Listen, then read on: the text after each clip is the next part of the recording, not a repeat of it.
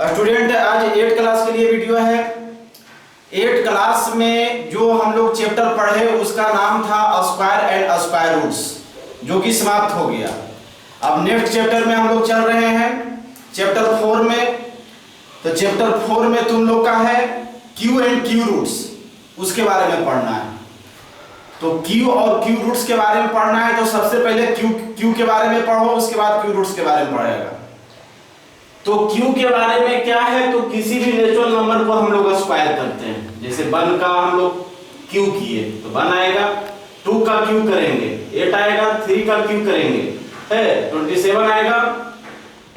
तो सबसे पहले तुमको समझना है परफेक्ट क्यू के बारे में कि परफेक्ट क्यू किसको कहा जाता है। तो परफेक्ट क्यू किसी भी नेचुरल नंबर को हम लोग परफेक्ट क्यू कह सकते हैं। कोई भी नेचुरल नंबर को हम लोग परफेक्ट क्यू कह सकते हैं। कब? जब उस नेचुरल नंबर को क्यू किया जाए। जब उस नेचुरल नंबर को हम लोग क्यू करेंगे, तब उसको क्यू करने के बाद जो प्राप्त होगा उसको परफेक्ट क्यू कहा जाएगा। जैसे 1 का क्यू किए 1 आया, 2 का क्यू किए 8 आया, 3 का क्यू किए 27 आया, 4 का क्यू किए 64 आया है। तो 1 8 27 64 को कह सकते हैं कि ये परफेक्ट क्यू है। ये तो पहचान लिया कि परफेक्ट क्यू किसको कहते हैं। किसी भी नेचुरल नंबर को क्यू करने के बाद जो हमको प्राप्त होगा वो परफेक्ट क्यू होगा। उसके बाद क्वेश्चन में तुम्हारा रहेगा कि शो डैट, दिखाओ या टेस्ट, जांच करो कि जो संख्या दिया गया है वो परफेक्ट क्यू के फॉर्म में है या नहीं। तो जांचने के लिए नियम तुम्हारा यही है कि अगर कि दिए गए नेचुरल नंबर का हम लोग परफेक्ट क्यू करते हैं है, तो परफेक्ट क्यू किसी भी नेचुरल नंबर का परफेक्ट क्यू कब होगा? जब उस संख्या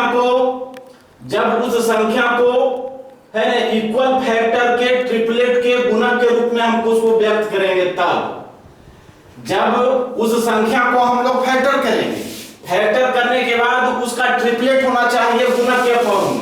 उसका ट्रिपलेट होना चाहिए गुणक के, ट्रिपलेट मतलब 3 चीज लिखा होना चाहिए। जैसे 125 का क्वेश्चन नंबर देखो, एक्सरसाइज 4A में क्वेश्चन नंबर 4 में फर्स्ट देखो, इसमें कह रहा है 4 के फर्स्ट में कि जो संख्या दिया गया है उसको चेक करो परफेक्ट क्यू के फॉर्म में है या नहीं। और है तो किसका है? Perfect Q. तो पहले जांचना इसको है कि परफेक्ट क्यू है या नहीं। तो सबसे पहले इसका हम लोग प्राइम फैक्टर कर दिए। तो प्राइम फैक्टर इसका आ गया 5 5 5 5 5 5। अब देखो ये ट्रिपलेट है कि नहीं? 1 2 3, 3 को ट्रिपलेट बोला जाता है। तो it is the product of triplet of equal factor, क्योंकि जो संख्या का फैक्टर किए हैं है वो ट्रिपलेट के गुणक के फॉर्म में है, अतः इसको हम कह सकते हैं कि ये परफेक्ट क्यू होगा। अब परफेक्ट क्यू किसका है? तो 5 का है, क्योंकि 5 पर पावर 3 हो जाएगा। इसको करेंगे तो 5 पर पावर कितना आएगा? 3 आएगा।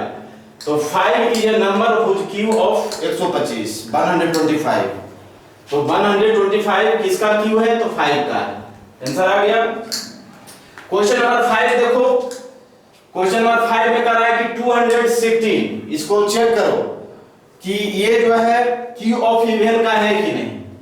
तो क्यू ऑफ इवन, तो यहां लिख सकते हैं इसको 6 गुने 6 गुने 6, 6 का पावर 3, तीनों को गुना करेंगे 216 आ जाएगा, 6 का पावर 3। तो ये 6 का क्यू है। तो 6 क्या चीज है? इवन है। तो ये जो संख्या निकला भी चीज क्यू ऑफ इवन, ये जो है इवन का क्यू है।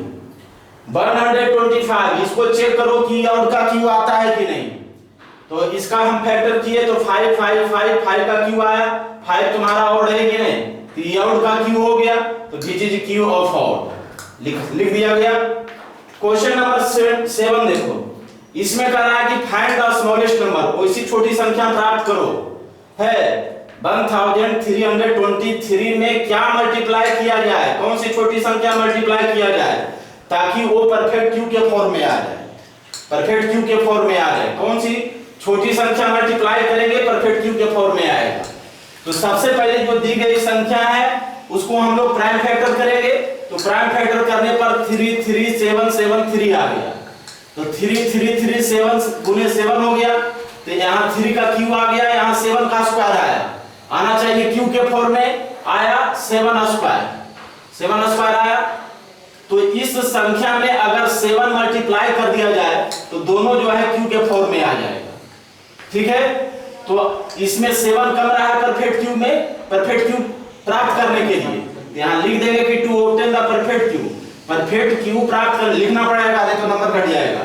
To obtain the perfect cube प्राप्त करने के लिए जो दी गई संख्या है उसमें 7 यदि मल्टीप्लाई कर दिया जाए तो परफेक्ट क्यू के फॉर्म में आ जाएगा। क्योंकि यहाँ तो 3 का क्यू है लेकिन यहाँ 7 का क्यू है। अगर 7 स्क्वायर है, इसको 7 से मल्टीप्लाई करो, 7 का क्यू आ जाएगा, है तो परफेक्ट क्यू के फॉर्म में वो आ जाएगा।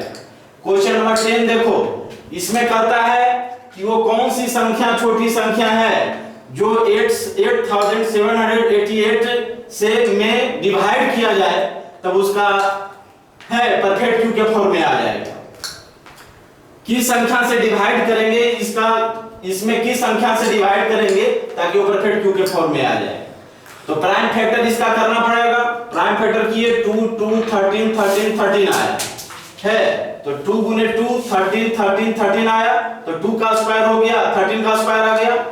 अब देखो ये तो क्यू के फॉर्म में है, क्यू के फॉर्म में, परफेक्ट क्यू के फॉर्म में है, लेकिन यहाँ 2 पर पावर 2 है। तो देखो यहाँ 13 पर पावर 3 हो गया, 2 पर पावर 2 हो गया, मतलब 4 हो गया।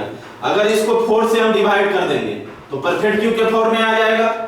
तो 2 ऑब्टेन द परफेक्ट क्यू के फॉर्म में लाने के लिए हम लोग कितना से डिवाइड करेंगे, 4 से डिवाइड कर देंगे। 2 पर पावर 2 मतलब 4 से डिवाइड करेंगे तो परफेक्ट क्यू के फॉर्म में आ जाएगा।